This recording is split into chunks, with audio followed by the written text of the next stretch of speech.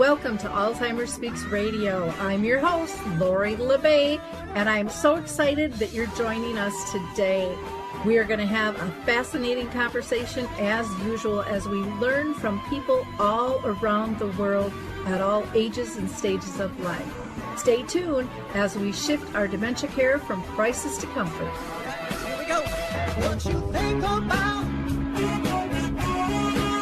you will bring about.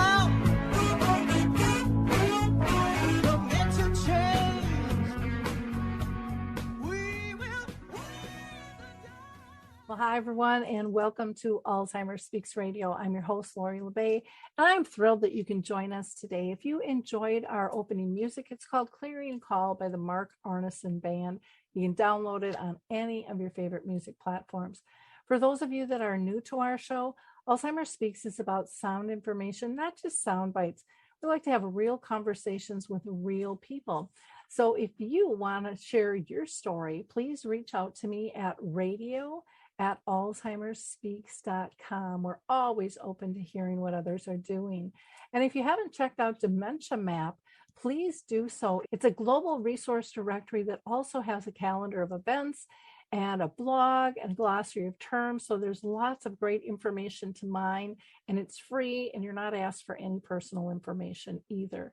And if you provide a service and want to get in on Dementia Map, you can grab a free listing, or we also have 2 enhanced listings as well. Feel free to reach out to me for more information, or just go to dementiamap.com. Also want to give a shout out to Arthur's Memory Cafe. We gather the second and fourth Wednesday of each month at 1 o'clock Central Time.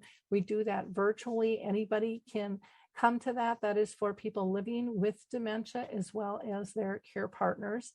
And then on the last Wednesday of the month, Brookdale North Oaks sponsors an in-person gathering called Caregiver Connect, where we meet the last Wednesday of the month at 10 o'clock. And the person with dementia will get some respite care during that time. Again, reach out to me for more information. And then if you happen to be in Minnesota as well, on May 25th from 5:30 to 7:30, I will be at the Friendship Village in Bloomington and be doing a presentation called As the Cookie Crumbles. That is free, and you are welcome to attend. That is specifically intended for professionals. And then I want to give a shout out to the Memory Camp, which is at Moon Beach in Wisconsin from August 15th to the 18th. You can reach out to them to register your family to go. And that number is 715-479-8255. And let's see, I have to mention Maud's Awards. You only have until Monday, May 16th to get your application in to win $5,000 for an individual or up to $25,000 for an organization that is doing good work in the arena of dementia care. And then Maud's Ventures has 3 different criteria. They are giving seed money, $50,000 to $100,000 on that. So you can go to maudsawards.org or maudsventures.org for more information there. We are going to hear from the Adaptive Equipment and Caregiving Corner as they talk a little bit about the footbar walker, and then we're going to be right back with our guest today, which I'm really excited to talk to, because we're going to be talking about legacy and learning to document the journey. So we'll see you in just a few. I love the footbar walker, and let me tell you why. It is the option for my toolbox that I've been waiting for. Let's be honest. There are some clients who, despite our best rehab efforts, just aren't able to return to performing a sit-to-stand transfer on their own. Now I can offer my caregivers an easier, safer option that doesn't involve hoisting their loved one up from a sitting position. I don't recommend this walker for all of my clients, but I do recommend this walker for those caregivers looking for an easier, safer option with transfers. I would also encourage other therapists to add this walker to their toolbox. It's kind of like having my own mobile parallel bars for the client to pull up on. Whether it's a family caregiver at home helping a loved one with Parkinson's or dementia, CNAs in a long-term care facility assisting their patients, or therapists adapting to client and caregiver specific needs, we now have a very safe and effective option to offer in the Footbar Walker. Check this product out at thefootbarwalker.com. That's it for today from Adaptive Equipment and Caregiving Corner. Have a great day, and don't forget, if you can't do it, adapt it. Okay, we are back, and I get to introduce you to George Slade, who is a writer and photographer based here in the Twin Cities in Minnesota. He is the author of My Father's Shirt, which documents his father's journey with dementia as well as George's journey alongside him. He also works for our friends at Gentle Transitions, which is the Twin Cities' original senior move manager. Well, George, I'm so excited to have you join the show today. I think your journey is an important one. You've documenting it a little bit different than the norm out there. And I love variety. I think it inspires people to look at themselves and what they can do differently. And I think it's really empowering. So thank you for taking the time to be with us today. Appreciate it. Thank you for having me, Lori. It's great to be here.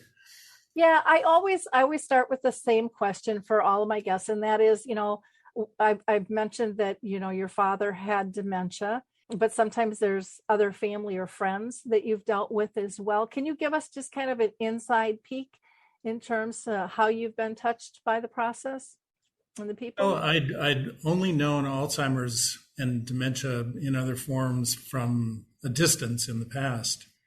So with my father, it was like jumping into the deep end from the very outset. As I think about the deep end, though, it's kind of a shallow pool that gets deeper and deeper and deeper until you realize that your feet aren't on the ground anymore. And then you're really swimming in it because of the changes that happen so slowly.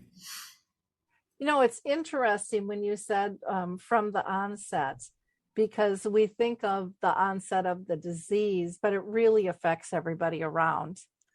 Oh, absolutely. Them as well. And I think sometimes that's so ignored. It's the process we're all going through along with the person who's diagnosed. And you're the visualization of the shallow pool and then walking and going, I thought this was the shallow end.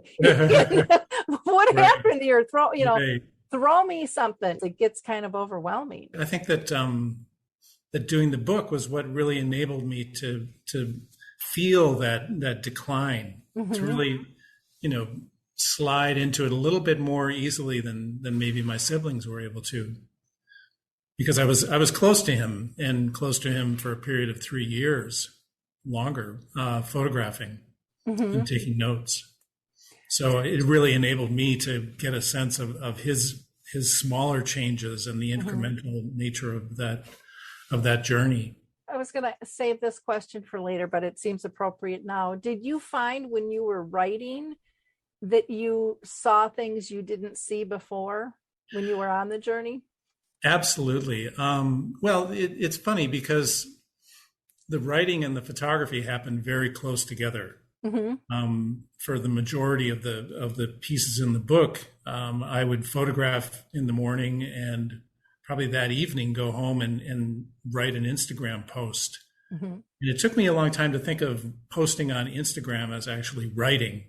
But I realized once I started, I was aware of editing and moving words around and the thought that had to go into creating the words, that I was definitely writing. So it's not a form that a lot of people are used to looking at in terms of serious issues. People are more accustomed to seeing pictures of their dinner or, their friends' cats. For me, Instagram became a really important way of getting support, having a network, really sharing my impressions and the way that other people who had experienced the journey were able to chime in with me as well. And that meant so much to me. So with Instagram, some of our listeners might not, have experience on that. Are you limited to a word count at all, like you are on Twitter and things like that? Or There's no limit to the word count. Twitter is really sort of sound bite or visual bite centric, and Facebook is about your friends, and Instagram, I think, is about the sharing. Really, I just come to feel like it's the space where I can share my thoughts and images that happen to go along with them. So the images and the writing kind of happen together. And there's some pieces in the book that required me to look back over the whole 4 years of the picture making and do some new writing to make the book all fit together. Like I had to explain what Instagram was to some people. Oh, I'm sure. How to look at it, and what kind of an app it is. Oh, I can totally believe that. Now I have your book here. You shared this with me, and I so appreciate it. And I have to ask right away, your title of your book is My Father's Shirts on the backside here. You've got a few of them. How did you pick that title? Well, you'll notice that I'm wearing a shirt that I might easily consider one of my father's shirts also. It's a title that came to me as I considered my relationship with my father, and for that matter, with my grandfather and great-grandfather. We were all given the first name of George. We all had the last name Slade. We all kind of came from a solid family tradition where we were the oldest child of oldest children, and we're sort of born into a preppy, business-minded community here in the Midwest. And so I always had the feeling like metaphorically I was sharing the shirts that my father wore. And the book, I wasn't sure that I was writing a book until I spent a couple of years working on it. The book pointed out to me that shirts became something much more metaphorical, that I shared this sort of skin with him. That the shirt became something that that linked us in a formal sense, but also I do wear his shirts. They fit me much better than his pants do, and it's a sense of connection and at the same time distance that I feel when I wear his shirts. It's sort of like this was his life. My life is a little different, but I can feel his life. Feel his life through my skin when I wear one of his shirts. Okay. Now, I do want to mention, because you just shared with me that your father just recently passed. That's right. Just a couple of weeks ago. So we want to share our condolences with you and wrap you in love. And what a nice way to be able to honor him, though, his legacy. I know. I've been looking back through the book and I can feel that the emotions ratchet up as I look at these pictures. And, I might not have recognized it at the time while I was doing it, but I definitely am seeing in retrospect how the project is just so heartfelt. I mean, obviously it's mine, so it's heartfelt, but it really taps into that kind of close attention that you can really only give a loved one. Someone who, and I should mention, well, it's a whole nother topic related to COVID and quarantine and the opportunity that the disease gave me to spend really close time, really, just in his room, basically, two of us in his room over a period of 4 to 5 months, where I was able to visit, and I would be there 3 to 4 times a week giving him his breakfast. Sorry, I'm kind of rambling. Where was I? Oh, you're fine. You're telling your story, and saying how COVID, gave you that space, to really be together. And, ironically. Yeah. And I think, and then when you mentioned just being in his room, I mean, you're not being together and being out and about and social. I mean, it's this closed situation where it's just the two of you. Right. Sitting where our toes can touch, basically, or actually my knees were often touching his knees as I would feed him. And what a neat opportunity to switch things up, because I'm sure it just, you probably fed them, at different times throughout, but to have it be that consistent and that close of a time frame, it looks different. It's got to feel different. Well, and that's the nature of the time and the attention that I was able to pay. Mm-hmm. It's like I really started to get a sense of, my presence there, how it was mattering to him. Mm-hmm. And then at the same time, how much he was really on this journey by himself. He was definitely in spaces that only he could understand. Mm-hmm. I mean, I think we want to project so often and say, oh, well, he was definitely happy this day, or, he was really looking at me and seeing me. And I don't always believe that to be the case. I think there's, a large part of the Alzheimer's sufferer's life that we can only imagine. Mm-hmm. Well, one of the things when I look through your book, to me, it's a legacy, but it's also, in sharing it, it's helping other people learn how to document. And then it's also educational, but it's not just your dad's story. It's your story with your dad as well. Oh, yeah. That takes a lot of bravery to publish that, and a lot of courage to open the door to something that intimate. It's I think you're right about that, Lori. It does take courage.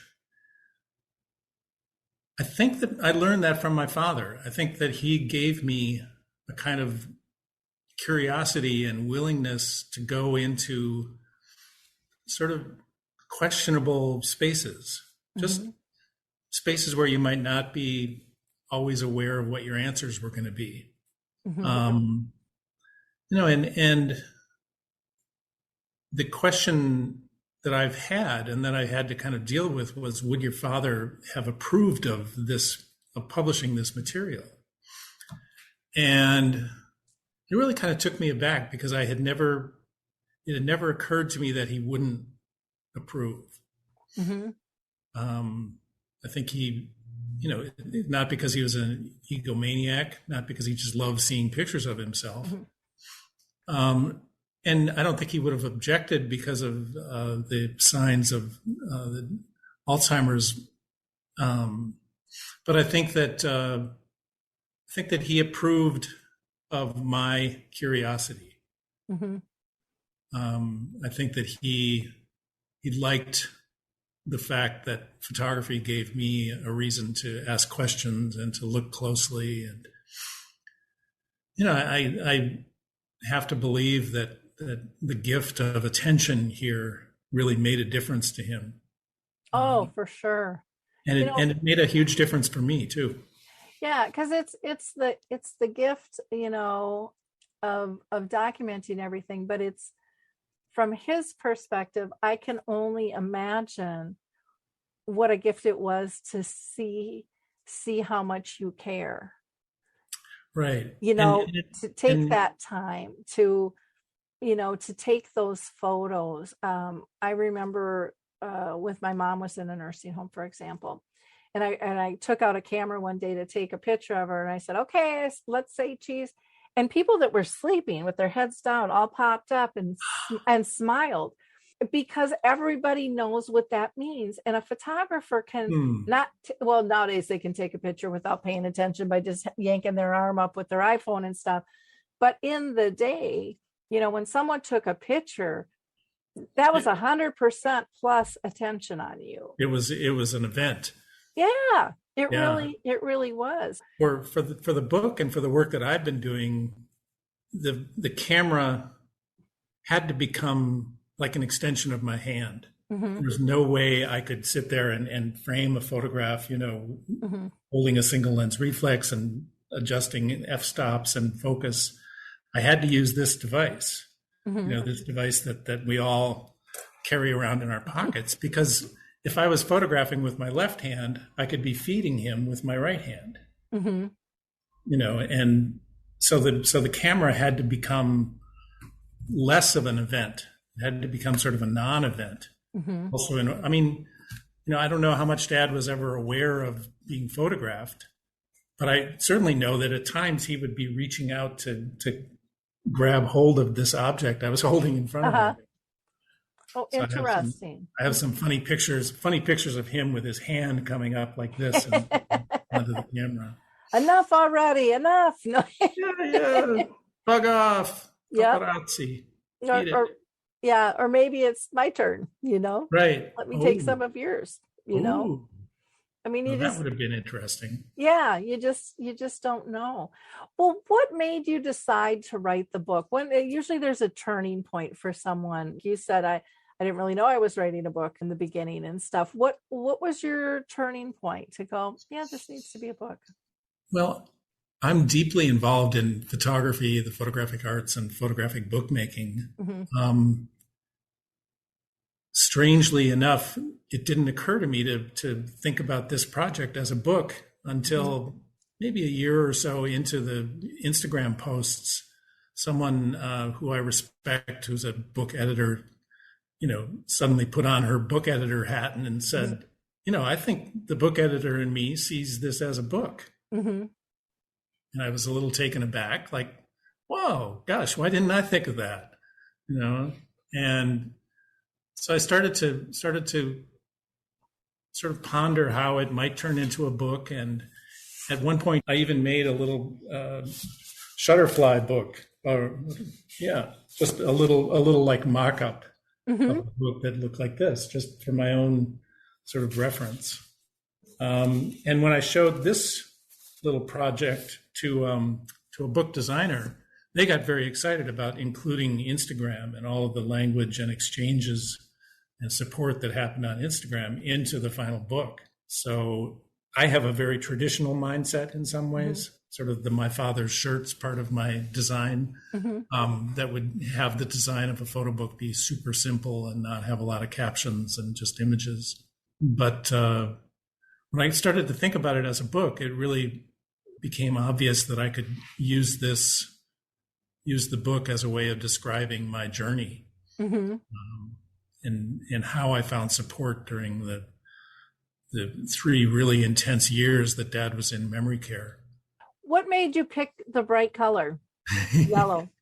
I was hoping you would ask me that, because right here I have the turtleneck that he wore for several throughout the book, and you'll notice it's more or less the same color. Yep. If you flip through the book, occasionally you'll come across pictures of this turtleneck, and it's so striking. It's a color that my friends in high school told me never to wear. Yep. And my father was never afraid to wear it. So to a certain extent, it sets off the conventional notion of his sort of non-fashion. Yep. That these kind of formal business shirts, the button downs, the cotton Oxford cloth shirts, were offset by some of his choices, which were very quirky. Yeah. And that yellow turtleneck is definitely foremost among them. So I wanted to honor that in the book cover. You have such great photos. Like I just love this one. Thanks. Yeah. I just love this one. What made you do half the face versus most people would think you would do a whole face? I think that's where all the interesting stuff was. Mm-hmm. At that moment, I was looking at him, and that was where the illumination was best. And I just loved all his wrinkles, and it became so difficult to find that twinkle in his eye, that I really wanted to close in on that. And that was about as close as you can get with this camera phone, and really have things remain in crisp detail. Okay. What about this one here? Let's see if I can get this. It's hard to see. It was taken while I was setting up a Christmas Zoom for my family, and Dad was kind of drowsing while we were setting up the view, and as I was puttering around, I noticed that he was sort of at rest in his seat and very relaxed. And I said, this is a moment. This is not this may be the hardest picture in the book for some people to take, because it doesn't show him it shows him in a posture of the disease that is totally common, and was certainly, familiar within my experience of him. But it had that distancing effect. I show him on the video screen, the TV screen, as we're waiting for the rest of the family to join us. But such a scenario that so many families went through, and so many people living with the disease went through. So I think it's a doubling. Yeah, it's a doubling effect of Yeah, really powerful. And then like this one, people might question, what were you looking at here? With the hearts on the carpet, or I don't know if you can see. I can't. Yeah. Well, hearts on the carpet. Isn't that fun? The idea that my mother and my father and I were sitting there, 3 hearts together. And when I look at the window frame, it looks like the 3 of hearts as a playing card. That was also the last picture I took before COVID quarantine set in. Okay. So it had this sort of sweetness to it about recollecting those times when we could sit together. Because there was a period of like 5 months in which we could only visit by video. And that was terrible. It just didn't work at all.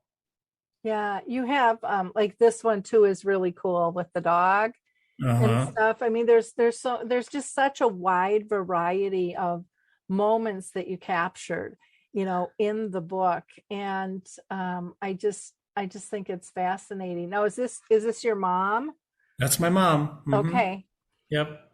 They had been married since 1956,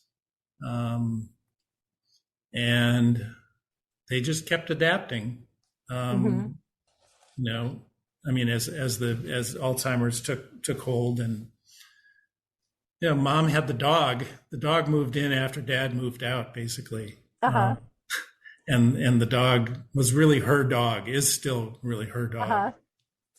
And Sugar, Sugar was maybe the last in a series of dogs that my family will have had. Mostly Labradors and hunting dogs, but a couple of there was a toy poodle along the way that was not the wisest choice.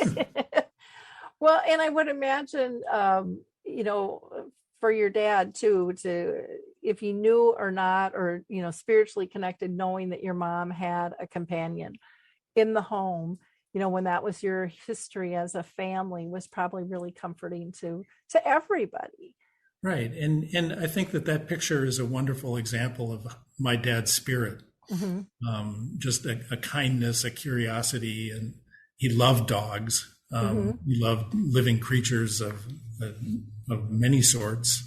And that gentleness of just greeting a fellow animal, a fellow creature, I think was really part of my dad's spirit.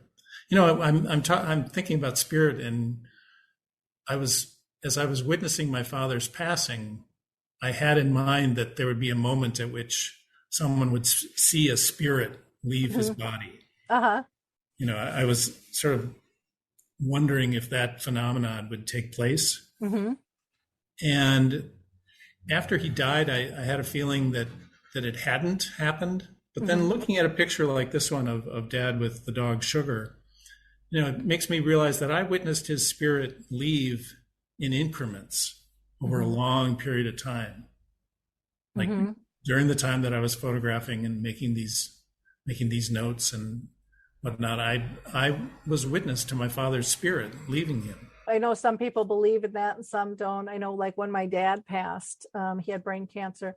I had my hand on his chest and I felt the electricity go right out of his body. Wow. And my brother was right there and I'm like, touch his chest. And Scott's like, I don't feel anything. But Dad and I were so connected, just so connected. And I'll never forget that moment. And people go, didn't that scare you? And I'm like, oh no, it was such an honor, such a blessing. It was a remarkable moment. And when I say it was easy, it just had this sort of flow to it.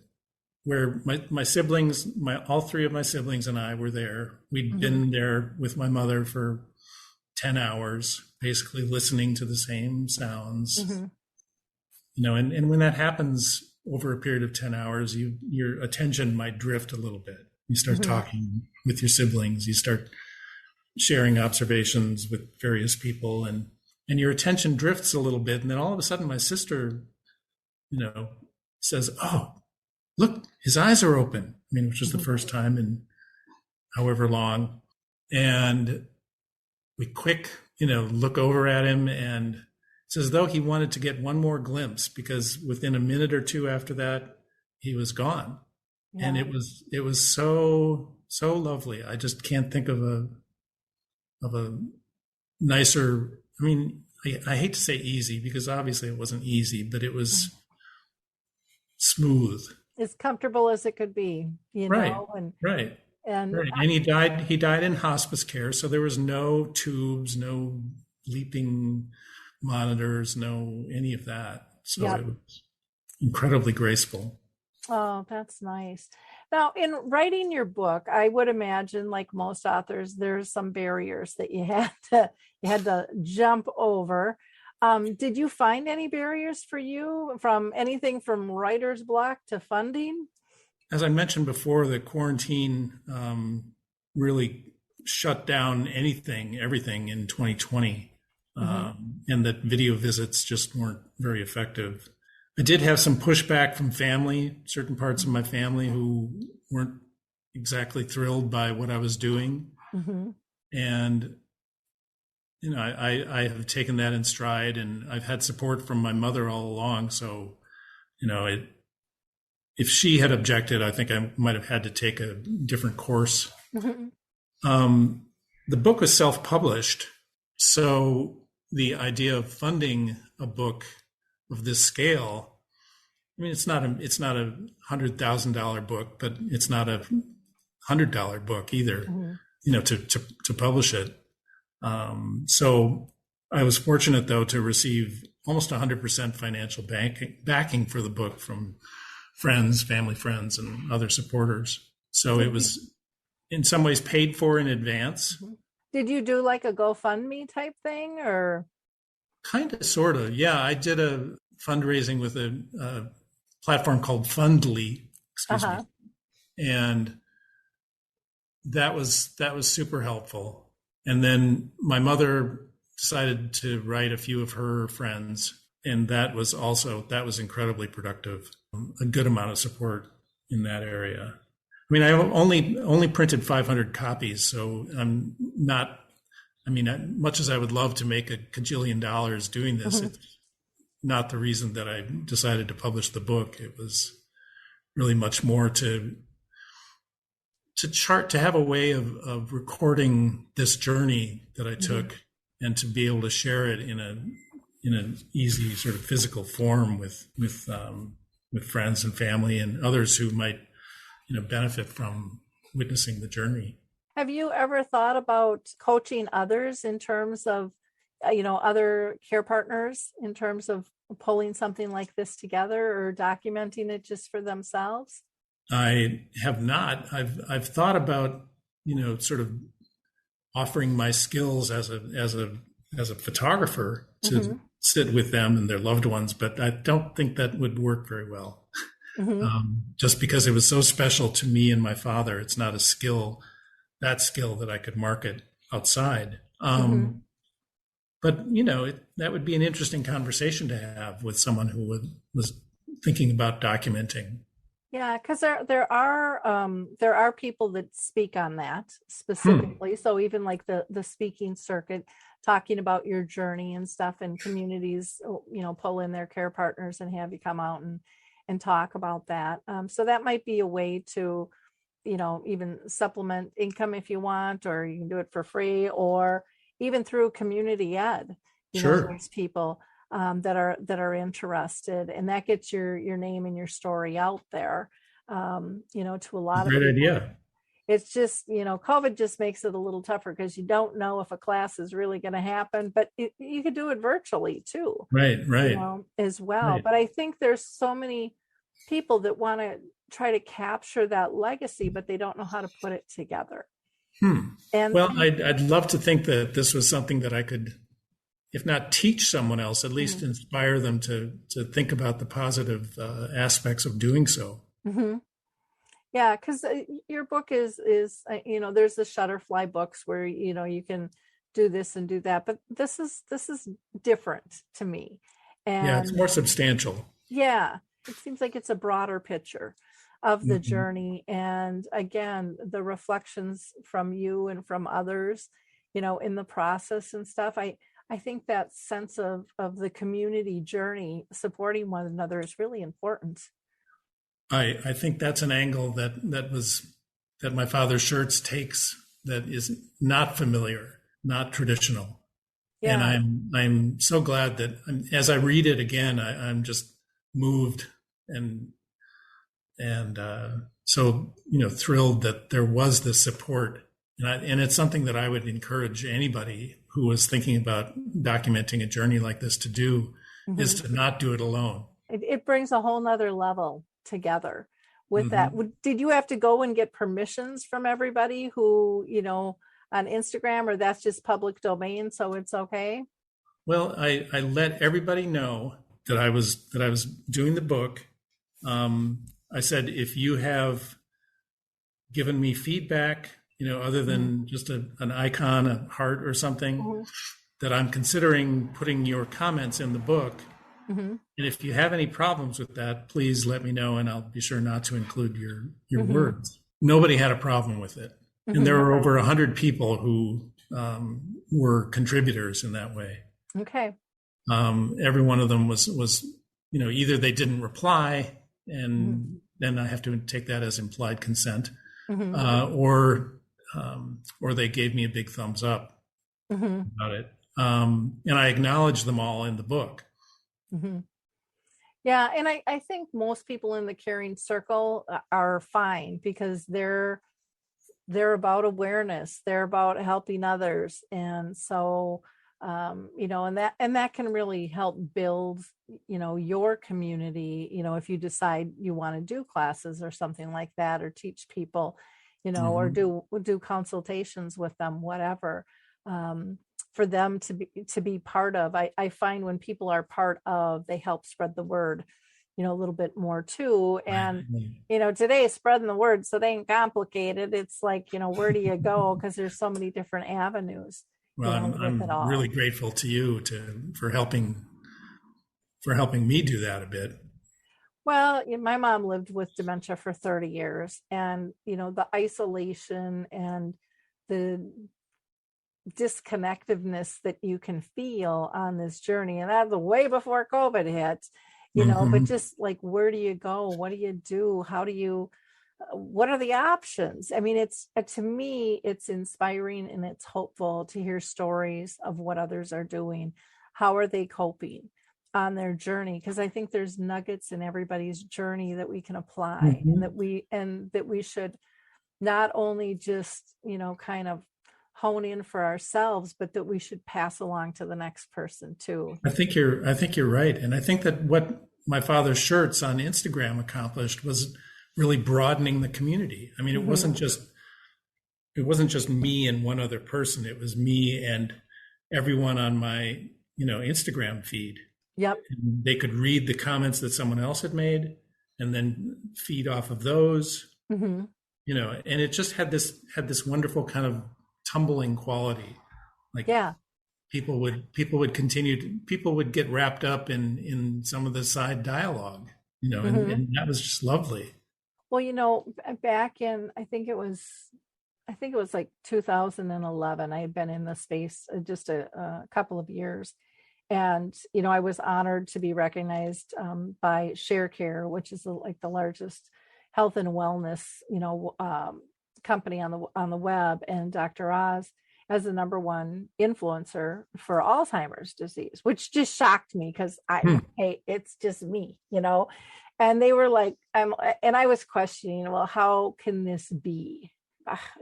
I'm just a daughter, I'm nothing official here. I'm someone trying to make a difference, but I'm not a large organization. I'm not funded. I'm not any of those things. And they did their metrics, and what they said was exactly what you were saying. It just has legs of its own, and it just keeps going.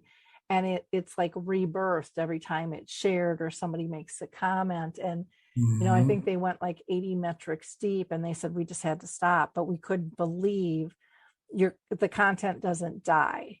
And that's with yours too. When you're telling a true story, the content lives on because someone else is always going to be on that journey. Right. And need that information. And so developing that tribe that you've developed that believes in you and, your authentic storytelling, I think that is the most powerful way of communication. I think it's the most powerful advertising tool. And yet I still see big companies trying to leverage it and botch it that aren't authentic. And that kills it because people can tell if you're real or not. Yeah. There's a really big difference. Well, I think that the work that I've been doing is so specific. I mean, I think this is a truism that I always operate on, which is that the more specific you are, the more specific you can be, the more broadly understandable your story ends up becoming. So I've been, tasking myself with being as clear, as detailed, as focused, and as first person as I possibly can be. And that the story, as a result, it resonates with a lot of people. Well, because it's not a singular journey. We're all just kind of stones thrown in the pool, and there's this big old ripple effect. And I just think there's such beauty and power in storytelling and telling the good, the bad, and the ugly, because life's not perfect. It wasn't before dementia, so stop blaming it all on dementia. It's just the world we live in, and it's how are we going to deal with that? How are we going to live graciously alongside this disease, which your book is a beautiful display of? Well, thank you. Yeah, I was going to say something, and now your compliment has sort of derailed me. I think it's just so important to feel comfortable with our own situations, because we're not alone. And I think so often we feel alone, we feel isolated, and that gets us down, that gets us depressed. We don't feel supported. But what I found anyways on my journey, and it sounds like you did with yours, as you share it, it's people just kind of pop up all over the place. And it's just like, oh, I've been affected by that. Really? And they are like so eager to talk to somebody who's on the same path, who's not going to think that they're crazy. And they're not going to judge them for the various feelings that they have throughout this journey. That's another, I think, big myth that needs to get like slapped down is, you have to be the perfect care partner. Well, you know what? We have this range of emotions from the day we're born till the day we die. And they're not going away because someone got a diagnosis of dementia. As care partners, we're going to have our good days and bad days just like they are. Well, and I think here's maybe what I was trying to get at before, but there's not a switch. It's not as if, someone gets a diagnosis of mild cognitive impairment and all of a sudden, whoop, they are doomed. That's the end of their life. I mean, certainly there's that pool. I mean, you just sort of start at the shallow end and you keep going, and the person that changes, but they don't stop being the person that they just their ability to feed back to you changes.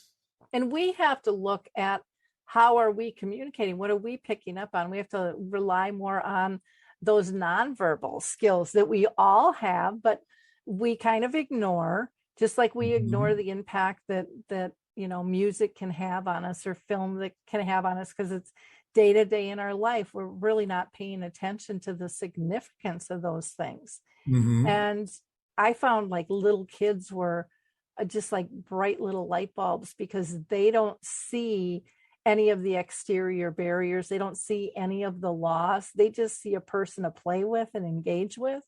Oh, And yeah. and I think that's what they teach us, that, hey, they're still there. It's different, but who cares? We can still My, have fun.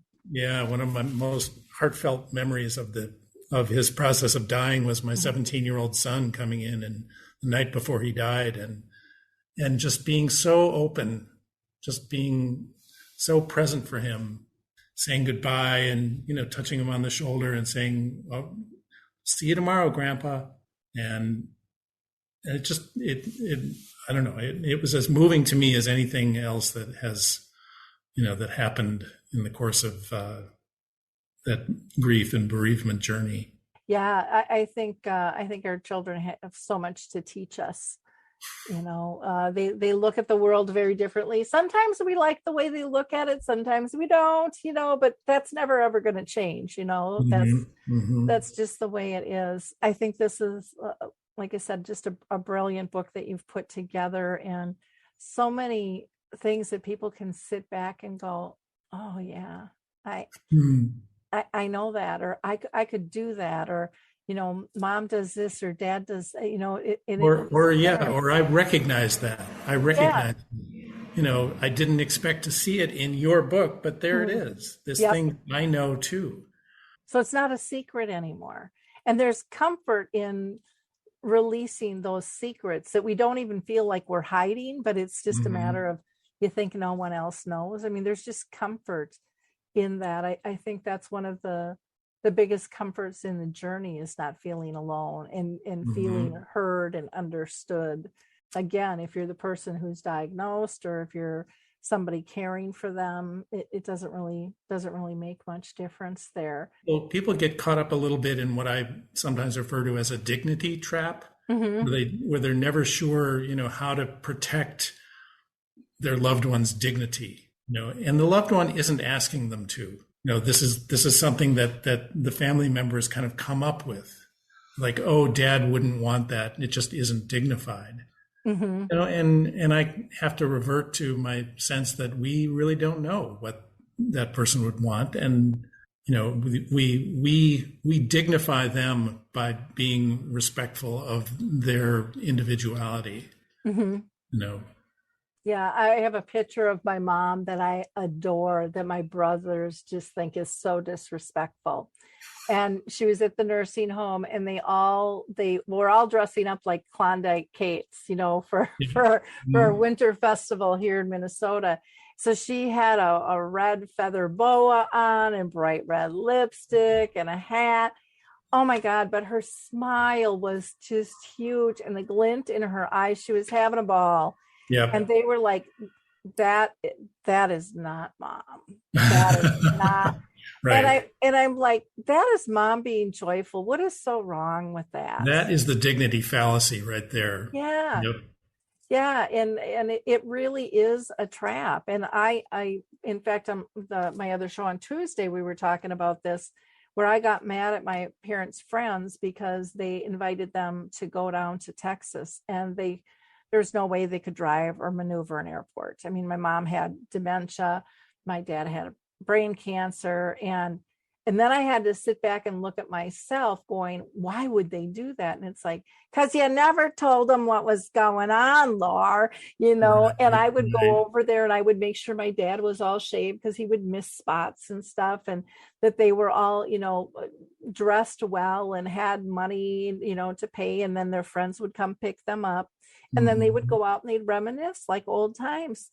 And so Mhm. they didn't see any differences. They didn't, and it was like, okay, that's my fault.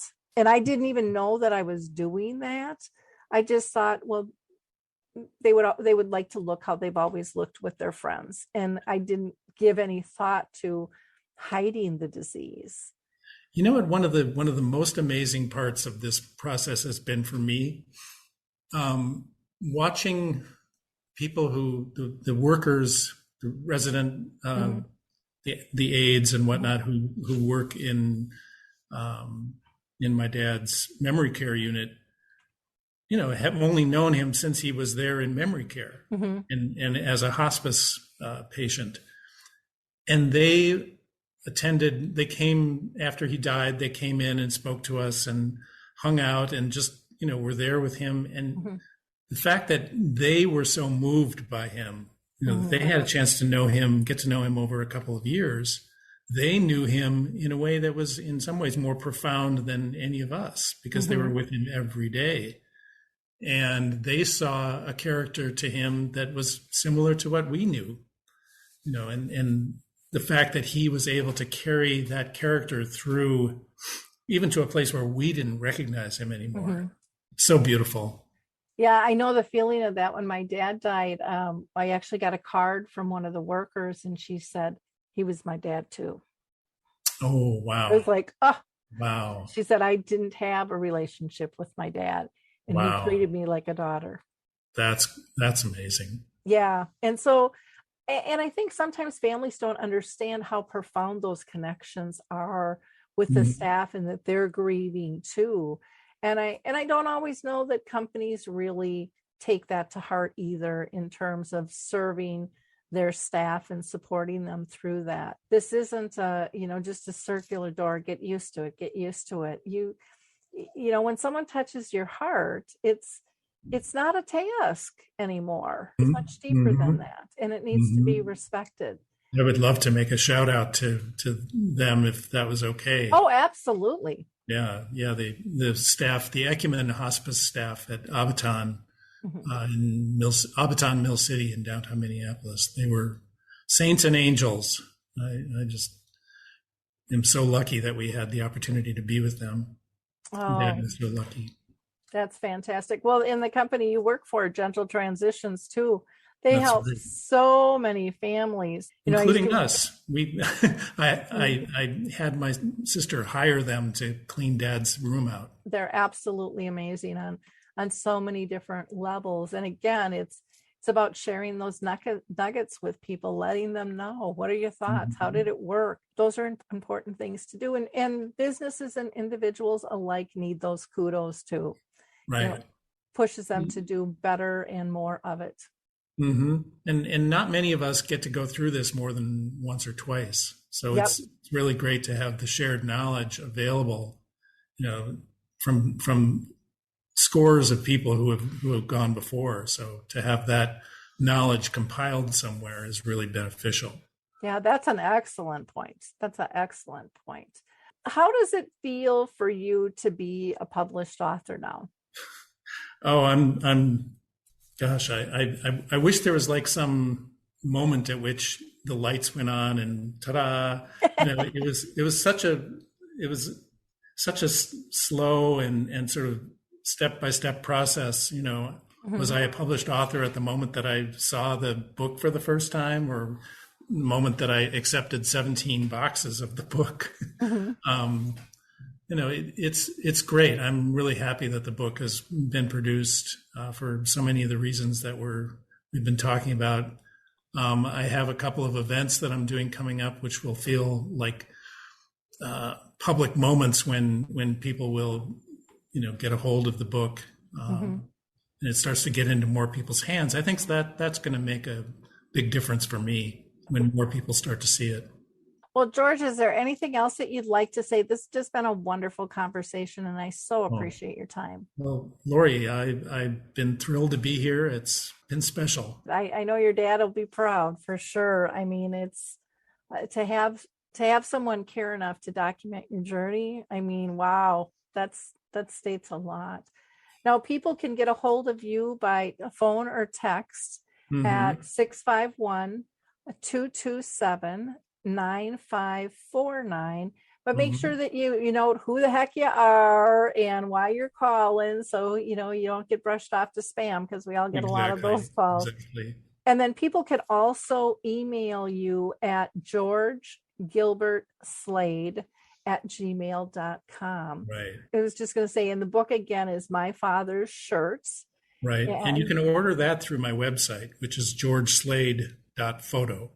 Again, thank you so much for your time. Really appreciate it, George. Ray, it was great to join you. Thanks again. Thank you. In wrapping up, I just want to again say thank you to our audience. I hope you really enjoyed this show, and I hope that you pass it along. Like, click, and share. People need this information. And also, I wanted to give a shout out to the Alz authors.